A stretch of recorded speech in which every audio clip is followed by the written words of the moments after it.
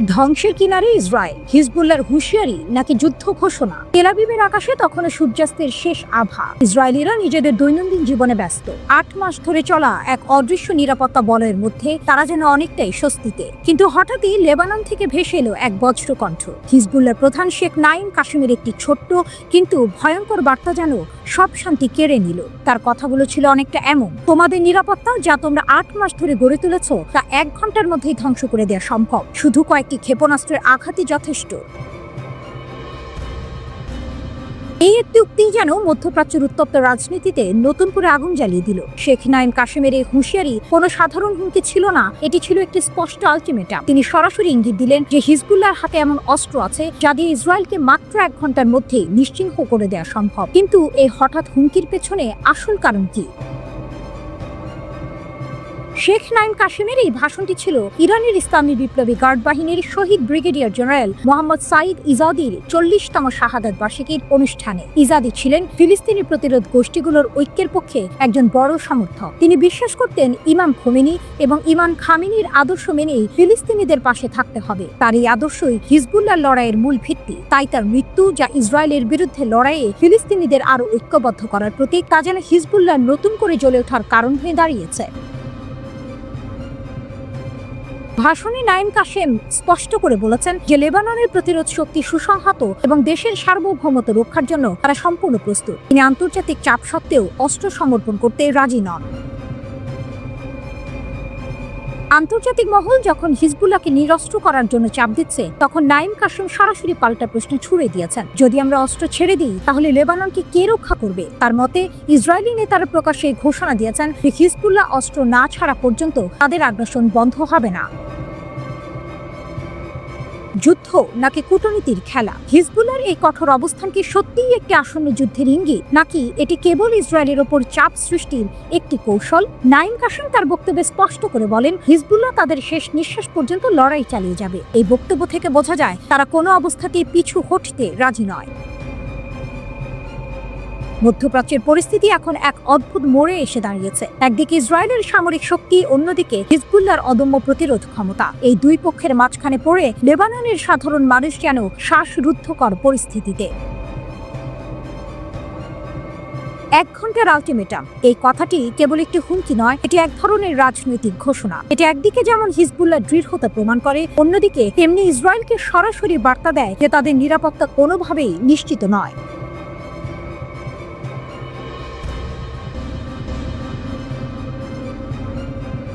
গাজায় ধ্বংসযজ্ঞ, ইরানের শীর্ষ নেতা আয়াতুল্লাহ খামেনির হুঙ্কার ও মুসলিম বিশ্বের দোটানা। রাত গভীর, মধ্যপ্রাচ্যের আকাশে তখনও জ্বলছে পুরনো এক যুদ্ধের আগুন, যার শিখা এসে পড়েছে গাজার মাটিতে। এই আগুন শুধু ঘরবাড়ি পোড়াচ্ছে না, পোড়াচ্ছে মানবিকতা, গুড়িয়ে দিচ্ছে আশা। আর এই আগুন যখন তীব্র থেকে তীব্রতর হচ্ছে, ঠিক তখনই তেহরানের মসনদ থেকে ভেসে এলো এক হুঙ্কার। ইরানের সর্বোচ্চ নেতা আয়াতুল্লাহ আলী খামেনির কণ্ঠ থেকে বেরিয়ে আসা সেই তীক্ষ্ণ শব্দগুলো যেন তীরের ফলার মতো বিঁধছে মুসলিম বিশ্বের কর্মকুহরে। এ কোনো সাধারণ বিবৃতি নয়, এ যেন এক আলটিমেটাম, এক চরম হুঁশিয়ারি। তার এক্স হ্যান্ডেল সাবেক টুইটারে খামেনি যেন সরাসরি চোখে চোখ রেখে প্রশ্ন ছুঁড়ে দিয়েছেন মুসলিম দেশগুলোর প্রতি। তার বার্তা স্পষ্ট: গাজায় নীরব থাকার সময় এখন নয়। এই বাক্যটি শুধু একটি শব্দ সমষ্টি নয়, এটি যেন এক নীরব বিস্ফোরণ। তিনি বলছেন, যদি কোনো মুসলিম সরকার যে কোনো রূপে ইহুদিবাদী শাসন ব্যবস্থাকে সমর্থন করে এবং ফিলিস্তিনি সাহায্য বন্ধ করে, তাহলে অপমানের চিরস্থায়ী চিহ্ন তাদের সুনামকে কলঙ্কিত করবে। এই কথাগুলো কোনো সাধারণ কূটনৈতিক ভাষার মারপ্যাচ নয়, এ যেন এক অভিশাপের বাণী, যা ভবিষ্যৎ প্রজন্মের জন্য তাদের কাপুরুষতার ইতিহাস লিখে রাখবে। গাজার পরিস্থিতি তখনও ভয়াবহ। হামাস নিয়ন্ত্রিত স্বাস্থ্য মন্ত্রণালয়ের সতর্কবার্তা ছিল স্পষ্ট: ক্ষুধার্ত, দুর্বল আর অসুস্থতায় ধুঁকতে থাকা গাজার হাসপাতালগুলো মৃত্যুপুরীতে পরিণত। শত শত মানুষ মৃত্যুর মুখে, অথচ আন্তর্জাতিক মহলের নীরবতা যেন পাথর চাপা দিয়ে রেখেছে মানবিকতার কণ্ঠস্বরকে। জাতিসংঘের কণ্ঠ থেকেও ভেসে এসেছিল একই আর্তনাদ: জরুরি সাহায্য ছাড়া ফিলিস্তিনিরা অনাহারের মুখোমুখি। এমন এক পরিস্থিতিতে খামেনির এই হুঙ্কার যেন নিভে যাওয়া প্রদীপে হঠাৎ এক ঝলক আলোর শিখা।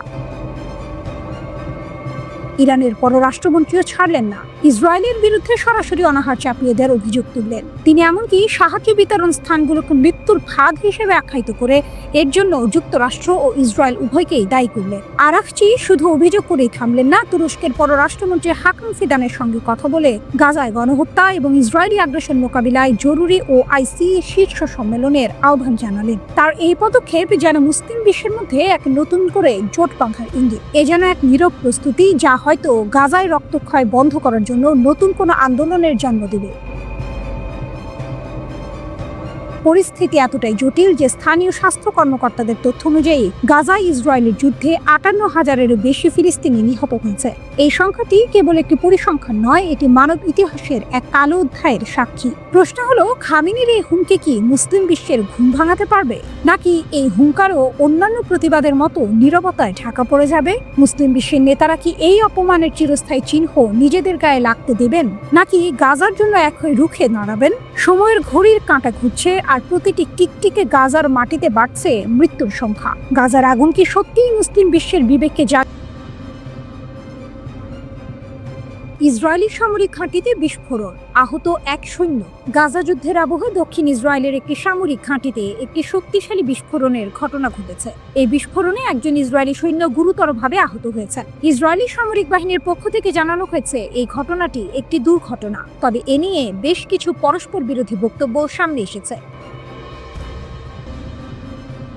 ঘটনার বিবরণ: মিশর সীমান্তের কাছে অবস্থিত পানান আঞ্চলিক ব্রিগেড ঘাঁটিতে এই বিস্ফোরণ ঘটে। সামরিক বিবৃতি অনুযায়ী একজন IDF সৈন্য তার কাছাকাছি থাকা একটি পেট্রোল জারিকেন বিস্ফোরণের ফলে গুরুতরভাবে দগ্ধ হন। প্রথমে তার আঘাতকে মাঝারি মানের বলে মনে করা হলেও পরে অবস্থার অবনতি হয় তাকে গুরুতর আহত হিসেবে তালিকাভুক্ত করা হয়। এই ঘটনার পর ইসরায়েলি সামরিক পুলিশ তদন্তের নির্দেশ দিয়েছে। তদন্ত শেষে প্রাপ্ত তথ্য মিলিটারি অ্যাডভোকেট জেনারেলের কাছে জমা দেওয়া হবে পর্যালোচনার জন্য। টাইমস অফ ইসরায়েলের মতে ঠিক কি কারণে এই বিস্ফোরণ ঘটেছে সে সম্পর্কে বেশ কিছু ভিন্ন ভিন্ন বক্তব্য পাওয়া যাচ্ছে। এই বিস্ফোরণের ঘটনা এমন এক সময় ঘটল যখন ইসরায়েল প্রায় প্রতিদিনই ক্ষেপণাস্ত্র ও ড্রোন হামলার শিকার হচ্ছে। ইয়েমেনি বাহিনী ইসরায়েলে 3টি ড্রোন হামলার দাবি করেছে। একই সাথে হামাস ও তার সহযোগীরা গাজা থেকে দক্ষিণ ইসরায়েলে অবিরাম ক্ষেপণাস্ত্র ও মর্টার হামলা চালাচ্ছে। 2023 সাল থেকে ইসরায়েলের ব্যাপক সামরিক অভিযান সত্ত্বেও গাজার ভেতরে ও বাইরে হামাসের আক্রমণ এখনো থামেনি। এদিকে গাজায় হামলা বন্ধে ইসরায়েল সরকারকে চাপ দিতে মার্কিন প্রেসিডেন্ট ডোনাল্ড ট্রাম্পের কাছে আহ্বান জানিয়েছেন ইসরায়েলের 6 শতাধিক অবসরপ্রাপ্ত নিরাপত্তা কর্মকর্তা। এর মধ্যে ইসরায়েলের গোয়েন্দা সংস্থাগুলোর সাবেক প্রধানরাও রয়েছেন। ট্রাম্পের উদ্দেশ্যে লেখা এক খোলা চিঠিতে বলা হয়েছে, বর্তমানে হামাসকে ইসরায়েলের জন্য হুমকি বলে মনে করেন না তারা। 4 আগস্ট ওই চিঠি বিভিন্ন সংবাদ মাধ্যমে পাঠানো হয়েছে। তাতে বলা হয়েছে, ইসরায়েলিদের বড় অংশের কাছে আপনার ট্রাম্প বিশ্বাসযোগ্যতা, প্রধানমন্ত্রী বেনিয়ামিন নেতানিয়াহু ও তার সরকারকে সঠিক পথে পরিচালনা করার জন্য আপনার সক্ষমতা বৃদ্ধি করে। যুদ্ধ বন্ধ করুন, জিম্মিদের ফিরিয়ে আনুন, দুর্দশা থামান। এমন সময় ট্রাম্পের উদ্দেশ্যে এই চিঠি লেখা হলো যখন গাজায় সামরিক অভিযান জোরদার করার কথা বলেছেন নেতানিয়াহু। সংঘাত বন্ধে হামাসের সঙ্গে ইসরায়েল সরকারের আলোচনাও থমকে আছে। এরই মধ্যে প্রতিদিন গাজায় ইসরায়েলের হামলায় বিপুল সংখ্যক ফিলিস্তিনি নিহত হচ্ছেন। 2023 সালের 7 অক্টোবর সংঘাত শুরু হওয়ার পর গাজায় নিহত হয়েছেন প্রায় 61,000 ফিলিস্তিনি। ফিলিস্তিনের গাজায় বন্দী জিম্মিদের কাছে ত্রাণ সরবরাহের জন্য রেড ক্রসের সঙ্গে কাজ করতে প্রস্তুত হামাস। এই তথ্য জানিয়েছে ফিলিস্তিনের স্বাধীনতাকামী সংগঠনটি। তবে এজন্য ইসরায়েলকে কিছু শর্ত দিয়েছে তারা। সেগুলো হলো, ইসরায়েলকে স্থায়ীভাবে মানবিক করিডোর খুলে দিতে হবে। এছাড়া ত্রাণ সরবরাহের সময় বন্ধ রাখতে হবে আকাশপথে হামলা। হামাস জানিয়েছে, একটি সার্বভৌম ফিলিস্তিনি রাষ্ট্র না হওয়া পর্যন্ত নিরস্ত্রীকরণে সম্মত হবে না। গাজায় যুদ্ধবিরতির বিষয়ে ইসরায়েলের অন্যতম প্রধান দাবির জবাবে তারা এটি জানিয়েছে।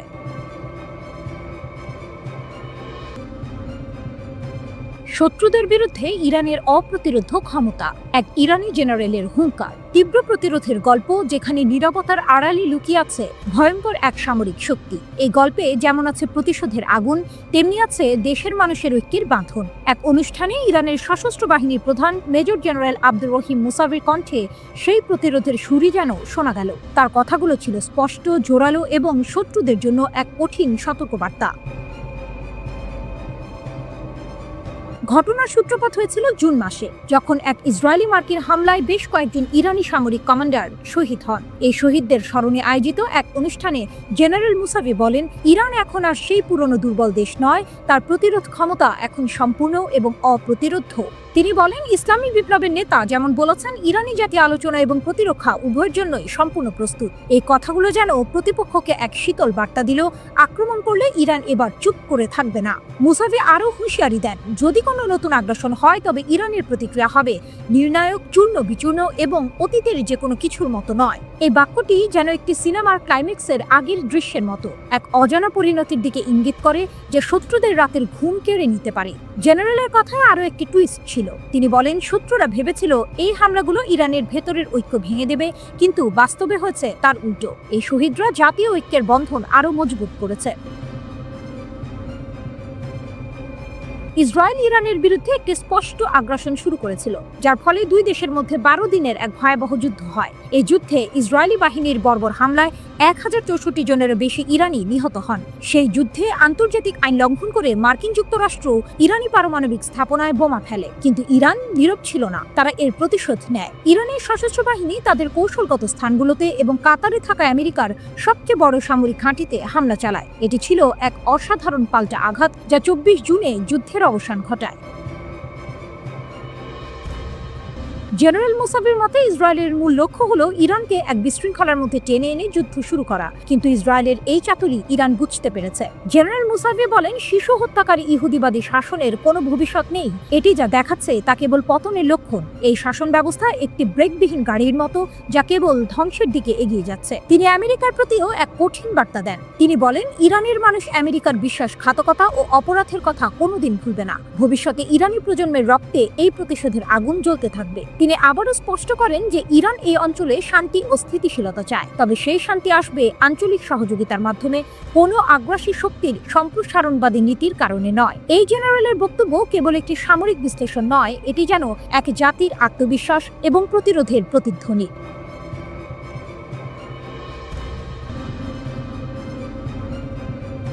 লেবাননের অগ্নিগর্ভ পরিস্থিতি, হিজবুল্লাহর নতুন হুঁশিয়ারি, মধ্যপ্রাচ্যের ভূ রাজনীতির আকাশে আবার ঘনিয়ে আসছে কালো মেঘ।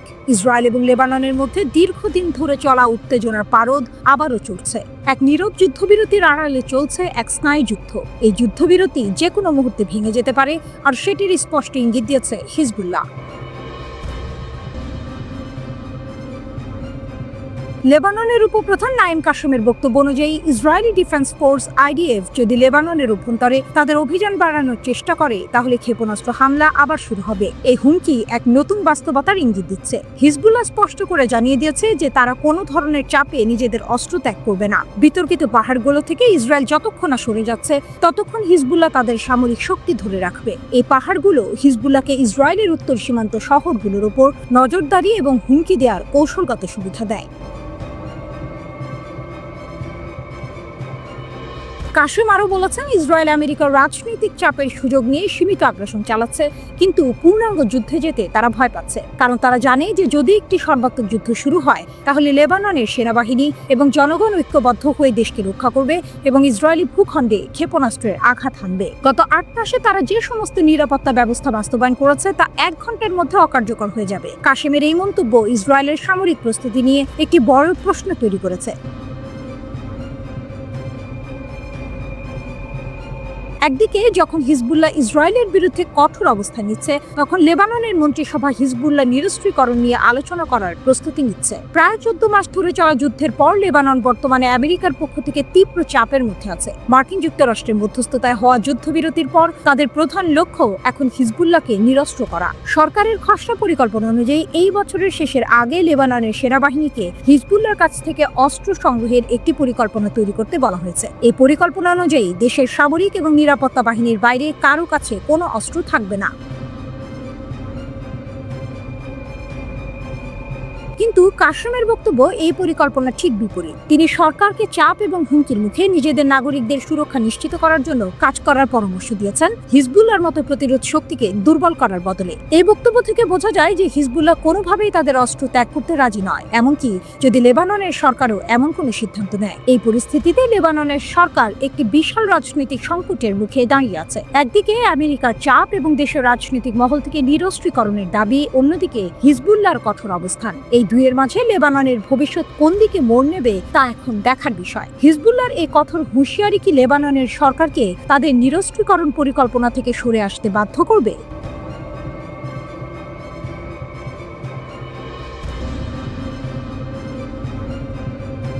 যে গোপন ফোন কল মধ্যপ্রাচ্যের ইতিহাস পাল্টে দিল।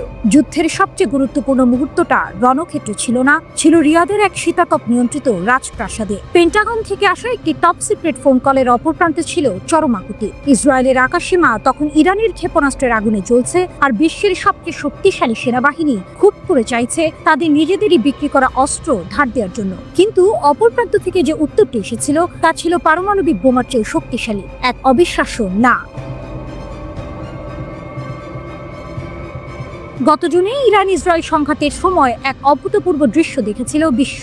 ইসরায়েলের গর্ব আয়রন ডোম থেকে শুরু করে মার্কিন থার্ড এবং অ্যারো ডিফেন্স সিস্টেম সবকিছুকে ছিন্ন ভিন্ন করে দিচ্ছিল ইরানের নিখুঁত ব্যালিস্টিক ক্ষেপণাস্ত্র। বৃষ্টির মতো ছুটে আসা এই ক্ষেপণাস্ত্র রুখতে গিয়ে ইসরায়েল এবং পেন্টাগনের ভান্ডার প্রায় শূন্য হয়ে আসে। মার্কিন রণতরী থেকে ছোড়া SM-3 মিসাইলও এই আগুনের বৃষ্টি থামাতে পারছিল না। ঠিক তখনই চরম হতাশার মুহূর্তে যুক্তরাষ্ট্র তার পুরনো মিত্র সৌদি আরবের দ্বারস্থ হয়। অনুরোধটি ছিল সহজ, ইসরায়েলকে বাঁচাতে আপনাদের হাতে থাকা মার্কিন প্যাট্রিয়ট মিসাইল ডিফেন্স সিস্টেমগুলো ধার দিয়ে। যুক্তরাষ্ট্র বোঝানোর চেষ্টা করে ইরান শুধু ইসরায়েল নয়, সৌদি আরবের জন্য হুমকি। কিন্তু রিয়াদ সেই অনুরোধে কর্ণপাত করেনি। সৌদি আরবের এই না কোনো আবেগপ্রসূত সিদ্ধান্ত ছিল না, ছিল বরফ শীতল এক হিসাবের ফল। প্রথমবারের মতো সৌদি শাসকরা নিজের চোখে দেখেছিল মার্কিন যুক্তরাষ্ট্রের দেয়া নিরাপত্তা প্রতিশ্রুতির দেয়াল কতটা ঠুনকো। তারা দেখছিল যে ইসরায়েলকে অপ্রতিরোধ ভাবা হতো, ইরানের বুদ্ধিদীপ্ত কৌশলের সামনে তার প্রযুক্তিগত অহংকার চূর্ণ বিচূর্ণ হয়ে যাচ্ছে। ইরান কেবল ক্ষেপণাস্ত্র ছুটছিল না, তারা যুক্তরাষ্ট্র ও ইসরায়েলের প্রতিরক্ষা ব্যবস্থার দুর্বলতাকে কাজে লাগিয়ে এমন পরিমাণে হামলা চালাচ্ছিল যা প্রতিরোধ করা অসম্ভব হয়ে পড়েছিল। সৌদি আরব বুঝতে পেরেছিল আজ যদি তারা ইসরায়েলকে বাঁচাতে নিজেদের অস্ত্র তুলে দেয়, তাহলে কাল ইরানের পরবর্তী লক্ষ্যবস্তু হবে রিয়াদ, এবং তাদের রক্ষা করার মতো কেউ থাকবে না। এই একটি ঘটনাই ওয়াশিংটনের প্রতি তাদের বিশ্বাসের কফিনে শেষ পেরেক ঠুকে দেয়। শুধু সৌদি আরব নয়, সংযুক্ত আরব আমিরাতও একই পথ অনুসরণ করে।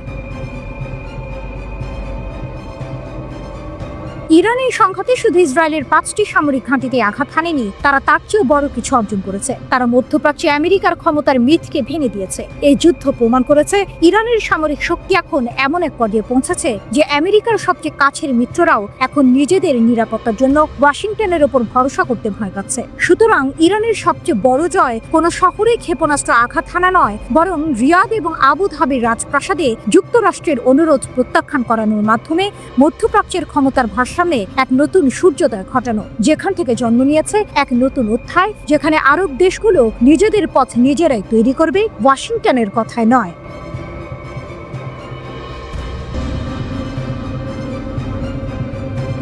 গাজার আকাশে আজ কালো মেঘের ঘনঘটা। 2023 সালের 7 অক্টোবর থেকে শুরু হওয়া যুদ্ধের দামামা এখনো থামেনি। ইসরায়েলের লাগাতার আগ্রাসনে একসময়ের সবুজ উপত্যকা আজ মৃত্যুপুরীতে পরিণত হয়েছে। শিশুদের খেলার মাঠ, ফসলের ক্ষেত, ঘরবাড়ি সবই এখন ধ্বংসস্তূপের নিচে চাপা পড়ে আছে। শুধু বোমার শব্দ আর গুলির আওয়াজ নয়, এই উপত্যকায় শোনা যায় নীরব দুর্ভিক্ষের করুণ আর্তনাদ। প্রতিদিন অনাহারে মৃত্যুর কোলে ঢলে পড়ছে শত শত শিশু, নারী ও পুরুষ। লাশের মিছিল দীর্ঘ থেকে দীর্ঘতর হচ্ছে। এই মানবিক বিপর্যয় সারা বিশ্বে এক গভীর ক্ষত তৈরি করেছে। এই অন্ধকার সময়ে একটি আশার আলো দেখা যাচ্ছে। ইউরোপের দেশগুলো একের পর এক ফিলিস্তিনকে একটি স্বাধীন রাষ্ট্র হিসেবে স্বীকৃতি দেওয়ার কথা ভাবছে। এই মানবিক উদ্যোগকে স্বাগত জানিয়েছেন তুরস্কের প্রেসিডেন্ট রিসেপ তাইয়েপ এরদোয়ান। তিনি এই পদক্ষেপকে মানবিকতার এক নতুন দিগন্ত বলে উল্লেখ করেছেন। মধ্যপ্রাচ্যের সংবাদ মাধ্যম মিডল ইস্ট আই এর সূত্র অনুযায়ী এরদোয়ান বিশেষ করে ফ্রান্স এবং ব্রিটেনের ভূয়সী প্রশংসা করেছেন। তিনি বলেন, ফ্রান্স ও ব্রিটেনের এই মানবিক প্রতিক্রিয়াগুলো অত্যন্ত মূল্যবান। ফিলিস্তিনি রাষ্ট্রের স্বীকৃতির জন্য নেওয়া প্রতিটি পদক্ষেপকে আমরা সাধুবাদ জানাই। এই সংকটময় পরিস্থিতিতে এমন সাহসী পদক্ষেপ আন্তর্জাতিক মহলে এক নতুন বার্তা দিচ্ছে। এই চরম নৃশংসতার মুখে কোনো দেশ চুপ করে থাকতে পারে না, যেখানে ক্ষুধার্ত শিশুদের মৃত্যু হচ্ছে এবং খাবারের খোঁজে থাকা নিরীহ মানুষগুলোকে গুলি করে হত্যা করা হচ্ছে। এসব কথা বলতে গিয়ে তুরস্কের প্রেসিডেন্ট এরদোয়ানের কণ্ঠে ছিল গভীর হতাশা। তিনি বলেন, শিশুদের কান্না, মায়েদের আর্তনাদ আর মানুষের অসহায়ত্ব দেখেও কিভাবে আমরা নীরব থাকতে পারি। তিনি মানবতা বিরোধী দেশগুলোর কাছে আহ্বান জানিয়েছেন যেন ইসরায়েলকে আন্তর্জাতিক জবাবদিহিতার কাঠগড়ায় দাঁড় করানো হয়। এরদোয়ানের এই আহ্বান যেন একটি সুর হয়ে বেজে উঠেছে ফ্রান্স সহ অন্তত 15টি পশ্চিমা দেশ ফিলিস্তিনকে স্বাধীন রাষ্ট্র হিসেবে স্বীকৃতি দেওয়ার আহ্বান জানিয়েছে। তাদের আহ্বানে সাড়া দিয়ে অন্য দেশগুলো ইতিবাচক মনোভাব দেখাচ্ছে। এই মানবিক স্রোত ফিলিস্তিনিদের মনে নতুন করে আশার সঞ্চার করছে। হয়তো এই সম্মিলিত পদক্ষেপই গাজার শান্তির সূর্যোদয় ঘটাতে পারবে। এই উদ্যোগগুলো শুধু ফিলিস্তিনিদের জন্য নয়, এটি সমগ্র মানবজাতির জন্য একটি বড় বার্তা। এই বার্তা হলো, যতই অন্ধকার আসুক না কেন, শেষ পর্যন্ত মানবতাই জয়ী হবে। জর্ডান, সংযুক্ত আরব আমিরাত, স্পেন, জার্মানি ও ফ্রান্স গাজার বিমান থেকে সাহায্য ফেলেছে। দেশগুলোর মধ্যে প্রথমবারের মতো স্পেন, জার্মানি ও ফ্রান্স গাজা উপত্যকায় আকাশ থেকে মানবিক সাহায্য বিতরণ করলো। দ্য টাইমস অফ ইসরায়েল স্থানীয় সূত্রের বরাতে এই তথ্য প্রকাশ করে। তাদের প্রতিবেদনে সংযুক্ত করা ফুটেজে মধ্য গাজার উপর দিয়ে বিমান থেকে সাহায্য পাঠানোর দৃশ্য দেখা গেছে।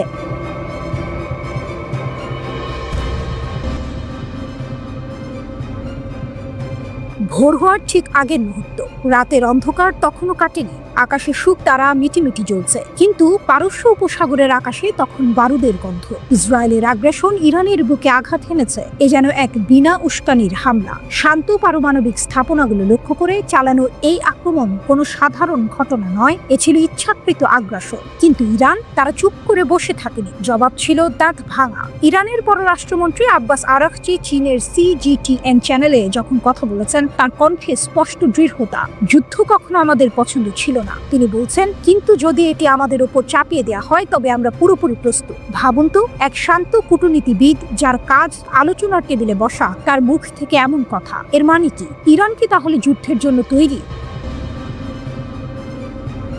ইসরায়েলের খুব খারাপ ট্র্যাক রেকর্ড নিয়ে সতর্ক করে আরাকচি স্পষ্ট করে দিয়েছেন, কোনো যুদ্ধবিরতি চুক্তিতে তাদের ভরসা নেই। তাদের সেনারা উচ্চ সতর্কতায় আছে, যে কোনো লঙ্ঘনের জন্য তারা প্রস্তুত। এই যে ইরানের এই অপ্রতিরোধ মনোভাব, এর পেছনের রহস্য কি? ইরানের শক্তির মূল কেন্দ্রবিন্দুতে রয়েছে তাদের আত্মরক্ষার অধিকার। আরাকচি বারবার বলেছেন, ইরান আত্মরক্ষার বৈধ অধিকার প্রয়োগ করতে বাধ্য হয়েছে। তাদের সেনারা আক্রমণকারীদের সফলভাবে প্রতিহত করেছে, এতটাই সফলভাবে যে ইসরায়েল নিঃশর্ত যুদ্ধবিরতির জন্য চাপ দিতে বাধ্য হয়েছে। এটা কি শুধু মুখের কথা, নাকি এর পেছনে আছে এক সুসংগঠিত সামরিক শক্তি? পারমাণবিক আলোচনার প্রসঙ্গে আরাকচি জোর দিয়েছেন রাজনৈতিক ইচ্ছার উপর। ইরান একটি ভারসাম্যপূর্ণ জয় জয় সমাধান চায়। তাদের পারমাণবিক কর্মসূচি যে সম্পূর্ণ শান্তিপূর্ণ, সে বিষয়ে তারা অনড়। 2015 সালের PF+1 গ্রুপের সাথে হওয়া পারমাণবিক চুক্তি এর প্রমাণ। এই চুক্তির ফলে স্বচ্ছতা নিশ্চিত হয়েছে এবং ইরানের পারমাণবিক কর্মসূচি অসামরিক উদ্দেশ্যে সীমাবদ্ধ হয়েছে। ইরান এই চুক্তিকে সম্মান করে চলেছে। কিন্তু বর্তমান উত্তেজনার কারণ কি? আরাকচি স্পষ্টতই বলেছেন, মার্কিন যুক্তরাষ্ট্রের একতরফাভাবে চুক্তি থেকে প্রত্যাহারে বর্তমান সংকটের মূল। এ যেন এক পুরনো ক্ষত যা নতুন করে দগদগে হয়ে উঠেছে। কূটনৈতিক সমাধানের পথই একমাত্র উপায় বলে তিনি জোর দিয়েছেন। তবে শর্ত একটাই, অপর পক্ষকে তাদের সামরিক এজেন্ডা ত্যাগ করতে হবে এবং ক্ষতির ক্ষতিপূরণ দিতে হবে। আর শান্তিপূর্ণ পারমাণবিক স্থাপনায় হামলার পরিণতি, সেগুলো হবে ভয়াবহ পরিবেশগত দুর্যোগ, যা হবে তীব্র ও অমার্জনীয়। এই উত্তেজনার মধ্যেই ইরান আঞ্চলিক মিত্রদের দিকে হাত বাড়িয়েছে। সাংহাই সহযোগিতা সংস্থা SCO এর সদস্য দেশগুলো, বিশেষ করে চীনের সমর্থনের জন্য আরাকচি কৃতজ্ঞতা প্রকাশ করেছেন। চীনের প্রেসিডেন্ট শি জিনপিং এর সঙ্গে তার দ্বিপাক্ষিক বৈঠক এবং আসন্ন SCO শীর্ষ সম্মেলনে ব্যাপক রাজনৈতিক সমর্থনের আশা ইঙ্গিত দেয় যে ইরান শুধু সামরিক শক্তিতেই নয়, কূটনৈতিক ময়দানেও নিজেদের অবস্থান সুসংহত করতে বদ্ধপরিকর। SCO ইরানকে সমর্থন করে আগ্রাসনকে ইরানের সার্বভৌমত্বের লঙ্ঘন এবং আঞ্চলিক ও আন্তর্জাতিক নিরাপত্তার জন্য হুমকি হিসেবে চিহ্নিত করেছে। এটা ইরানের জন্য এক বিরাট কূটনৈতিক জয়। আরাকচির এই বক্তব্য কেবল একটি সতর্কবার্তা নয়, এটি ইরানের আত্মবিশ্বাস ও শক্তিরও বহিঃপ্রকাশ। তাদের অপ্রতিরোধ সামরিক প্রস্তুতি, দৃঢ় কূটনৈতিক অবস্থান এবং আন্তর্জাতিক সমর্থন সবকিছু মিলে এক নতুন ইরানকে দেখা যাচ্ছে। তারা যুদ্ধের উস্কানি দিচ্ছে না, কিন্তু যুদ্ধ যদি তাদের ওপর চাপিয়ে দেওয়া হয় তবে তারা প্রস্তুত। এ যেন এক শান্ত সমুদ্র যা তার গভীরে বিপুল শক্তি ধারণ করে আছে। কখন সেই শক্তি ফেটে পড়বে তা বলা কঠিন, তবে এটা স্পষ্ট, ইরান এখন আর সেই দেশ নয় যাকে সহজে দাবিয়ে রাখা যাবে। তারা নিজেদের অধিকার রক্ষায় যে কোনো মূল্যে লড়তে। তুরস্কের নতুন ক্ষেপণাস্ত্র ব্যবস্থা, কন্টেইনারে লুকানো কারা আত্মাকা। ইস্তাম্বুলের IDEF প্রতিরক্ষা প্রদর্শনীতে তুরস্ক বিশ্বকে চমকে দিয়েছে এক নতুন উদ্ভাবন দিয়ে। সাধারণ কার্গো কন্টেইনারের আড়ালে লুকিয়ে রাখা হয়েছে বিধ্বংসী কারা আতমাকা ক্ষেপণাস্ত্র উৎক্ষেপণ প্ল্যাটফর্ম। এটি শুধু একটি সামরিক প্রদর্শনী নয়, বরং আধুনিক যুদ্ধ কৌশলে এক নতুন দিগন্ত উন্মোচন করেছে। কিন্তু প্রশ্ন হলো, তুরস্কের এই ক্রমবর্ধমান সামরিক শক্তি কি ইউরোপের জন্য নতুন নিরাপত্তা নিয়ে আসবে, নাকি এর পেছনে লুকিয়ে আছে আরও গভীর কোনো উদ্দেশ্য? তুরস্কের প্রতিরক্ষা সংস্থা রকেটসান IDEF এই গোপন ক্ষেপণাস্ত্র ব্যবস্থাটি উন্মোচন করেছে, যা আতাতুর্ক বিমানবন্দর ভেন্যুতে অনুষ্ঠিত হয়। এই ছদ্মবেশী লঞ্চারটি 6 মিটার বা 12 মিটার শিপিং কন্টেইনার থেকে 6টি কারা আতমাকা ভূমি থেকে ভূমিতে ক্রুজ ক্ষেপণাস্ত্র নিক্ষেপ করতে সক্ষম। এর পাল্লা প্রায় 300 কিলোমিটার বা 186 মাইল। কারা আতমাকা ক্ষেপণাস্ত্রটি স্থির লক্ষ্যবস্তুতে আঘাত হানতে এবং ইলেকট্রনিক জ্যামিং প্রতিরোধ করতে বিশেষভাবে ডিজাইন করা হয়েছে। এই কন্টেইনারাইজড ফরম্যাট লঞ্চারটিকে বাণিজ্যিক কার্গো থেকে আলাদা করা প্রায় অসম্ভব করে তোলে, যা শত্রুদের শনাক্তকরণে মারাত্মক চ্যালেঞ্জ তৈরি করে। এর ফলে অপ্রত্যাশিত বা নির্ভুল প্রাক আক্রমণের সুযোগ সৃষ্টি হয়, কারণ এটিকে কৌশলগত চাকাযুক্ত যানবাহনে বিচক্ষণতার সাথে দ্রুত স্থাপন করা হয়। প্রতিটি ক্ষেপণাস্ত্রের দৈর্ঘ্য 6 মিটার এবং ওজন 890 কিলোগ্রাম, যা আকার এবং গোপনীয়তার সাথে নির্ভুলতার এক অপূর্ব সমন্বয়। কারা আতমাকা সিস্টেমটি তুরস্কের মোবাইল, গোপন এবং টিকে থাকার ক্ষমতা সম্পন্ন হামলা ক্ষমতার উপর ক্রমবর্ধমান মনোযোগের প্রতিফলন। তুরস্কের ক্রমবর্ধমান সামরিক ভূমিকা ইউরোপের জন্য নতুন সমীকরণ। দ্বিবার্ষিকভাবে অনুষ্ঠিত আন্তর্জাতিক প্রতিরক্ষা শিল্প মেলা IDEF বিশ্বব্যাপী প্রতিরক্ষা অংশীদারদের একত্রিত করে। এই বছরের মেলায় 100টিরও বেশি দেশ থেকে 230টিরও বেশি প্রতিনিধি দল অংশ নিয়েছে। এই ইভেন্টের একটি গুরুত্বপূর্ণ উন্নয়ন হল তুরস্ক তার পরবর্তী প্রজন্মের কান যুদ্ধবিমান রপ্তানির জন্য ইন্দোনেশিয়ার সাথে একটি বড় চুক্তি স্বাক্ষর করেছে। ফাইন্যান্সিয়াল টাইমস এর মতে, তুরস্কের প্রতিরক্ষা প্রভাব ইউরোপে তার কৌশলগত অবস্থানকে নতুনভাবে সংজ্ঞায়িত করছে। স্বয়ংসম্পূর্ণ প্রতিরক্ষা শিল্প এবং দৃঢ় কূটনীতির ওপর ভিত্তি করে তুরস্কের সামরিক পুনরুত্থান ইউরোপের পক্ষে উপেক্ষা করা কঠিন হয়ে পড়েছে। রাশিয়ার আগ্রাসনের প্রতিক্রিয়ায় যখন ন্যাটো বাহিনী পুনর্বিন্যাস করছে, তখন তুরস্ক একটি অপরিহার্য নিরাপত্তা অভিনেতা হিসেবে আবির্ভূত হয়েছে। ফাইন্যান্সিয়াল টাইমস ব্যাখ্যা করেছে যে একসময় ইইউতে যোগদানের আলোচনা স্থগিত হওয়ায় তুরস্ককে একপাশে সরিয়ে রাখা হয়েছিল, কিন্তু এখন তাকে ন্যাটোর দক্ষিণ পূর্বাঞ্চলের অগ্রণী অভিভাবক হিসেবে দেখা হচ্ছে। এই ভূ রাজনৈতিক পরিবর্তন উপলব্ধি করে এরদোয়ান সম্প্রতি ঘোষণা করেছেন, তুরস্ক ছাড়া ইউরোপীয় নিরাপত্তার কথা ভাবা যায় না, বিশেষ করে এর প্রতিরক্ষা শিল্পের সাথে। ইউক্রেন যুদ্ধের প্রতি এরদোয়ানের দৃষ্টিভঙ্গি ভারসাম্যপূর্ণ রয়েছে। তিনি মস্কোর সাথে উন্মুক্ত বাণিজ্য ও কূটনীতি বজায় রেখে একই সাথে কিয়েভকে সামরিক সহায়তা প্রদান করছেন। ফাইন্যান্সিয়াল টাইমসের মতে, এই ভারসাম্যমূলক পদক্ষেপ ব্রাসেলসে এরদোয়ানের প্রভাবকে আরও বাড়িয়ে তুলবে, কারণ তিনি ইইউ আলোচনা পুনরায় চালু করার চেষ্টা করছেন। তাহলে কি তুরস্কের এই সামরিক উত্থান এবং নতুন ক্ষেপণাস্ত্র ব্যবস্থা কেবল আত্মরক্ষার উদ্দেশ্যে, নাকি এরদোয়ান এর মাধ্যমে ইউরোপীয় ইউনিয়নে তার প্রভাব বাড়ানোর এবং আঞ্চলিক ক্ষমতা কাঠামোতে আরও শক্তিশালী ভূমিকা রাখার পরিকল্পনা করছেন? এই প্রশ্নগুলোই এখন ভূ রাজনৈতিক বিশ্লেষকদের আলোচনার কেন্দ্রবিন্দু। অপ্রতিরোধের স্বীকারোক্তি। রাশিয়ার নতুন ক্ষেপণাস্ত্র নিয়ে পশ্চিমা বিশ্বে আতঙ্ক। রাশিয়ার নতুন হাইপারসনিক ক্ষেপণাস্ত্র ওরেশনিক নিয়ে সাবেক পেন্টাগন কর্মকর্তা মাইকেল মালুফের একটি চাঞ্চল্যকর স্বীকারোক্তি সারা বিশ্বে তোলপাড় সৃষ্টি করেছে। মালুফ RT নিউজের সাথে একটি সাক্ষাৎকারে দাবি করেছেন, ওরেশনিকের বিরুদ্ধে বর্তমানে কোনো প্রতিরক্ষা ব্যবস্থা নেই এবং এটি যে কোনো সংঘাতে ক্ষমতার ভারসাম্য বদলে দিতে পারে। কেন ওরেশনিক অপ্রতিরোধ? মালুফ তার বক্তব্যে বলেন, একটি হাইপারসনিক ক্ষেপণাস্ত্রের জন্ম যার জন্য বর্তমানে কোনো প্রতিরক্ষা ব্যবস্থা নেই, তা সত্যি চিন্তার বিষয়। ওরেশনিক প্রতি ঘন্টায় 11,000 কিলোমিটারের বেশি গতিতে ভ্রমণ করে। এই অবিশ্বাস্য গতি এটিকে যে কোনো বিদ্যমান ক্ষেপণাস্ত্র প্রতিরক্ষা ব্যবস্থার নাগালের বাইরে রাখে। তিনি আরও জানান যে যুক্তরাষ্ট্র থার্ডের মতো ক্ষেপণাস্ত্র প্রতিরক্ষা ব্যবস্থাগুলোকে অভিযোজিত করার জন্য কাজ করছে বটে, কিন্তু এই প্রোগ্রামগুলো এখনও প্রাথমিক পর্যায়ে রয়েছে। সুতরাং হাইপারসনিক হুমকি মোকাবিলায় এখনই কোনো কার্যকর ক্ষমতা নেই। যুদ্ধের ময়দানে প্রথম পরীক্ষা 2024 সালের নভেম্বরে রাশিয়া ইউক্রেনের সামরিক বাহিনীর ওপর আক্রমণ করার জন্য ওরেশনিক ব্যবহার করেছিল। রুশ প্রেসিডেন্ট ভ্লাদিমির পুতিন দাবি করেন যে ক্ষেপণাস্ত্রের ওয়ারহেডগুলো ম্যাক 10-এরও বেশি গতিতে উড়েছিল, যা বিদ্যমান বিমান প্রতিরক্ষা ব্যবস্থা দ্বারা বাধা দেওয়া যায়নি। এই সফল পরীক্ষা প্রমাণ করে যে ওরেশনিক একটি কার্যকর অস্ত্র যা প্রচলিত এবং পারমাণবিক উভয় পেলোডই বহন করতে সক্ষম। রাশিয়ান ভাষা ওরেশনিক শব্দটির অর্থ হচ্ছে হেজেল ট্রি। দুরন্ত গতির কারণে রাডারের পক্ষে এই ক্ষেপণাস্ত্র শনাক্ত করার কোনো উপায় বর্তমানে নেই। একটি ব্যালিস্টিক ক্ষেপণাস্ত্র সাধারণত বায়ুমণ্ডলের উপরের দিকে একটি ধনুক আকৃতির পথে ওঠে এবং একইভাবে বাঁকা পথে নিচে নেমে নিশানায় আঘাত হানে। তবে নিশানার দিকে নেমে আসার সময় ক্ষেপণাস্ত্রের গতি আরো বাড়ে এবং কাইনেটিক এনার্জি বা গতিশক্তি অর্জন করে। এই গতিশক্তি আরো কিছু সুবিধা দেয়। ক্ষেপণাস্ত্রটি প্রতিরক্ষামূলক কিছু কৌশল নিয়ে লক্ষ্যবস্তুর দিকে নামার সময় নিজ গতিবিধি নিয়ন্ত্রণ করতে পারে। এ কারণে ভূমি থেকে আকাশে নিক্ষেপণযোগ্য ক্ষেপণাস্ত্র প্রতিরক্ষা ব্যবস্থা দিয়ে এই ধরনের ক্ষেপণাস্ত্র হামলা ঠেকানো কঠিন হয়।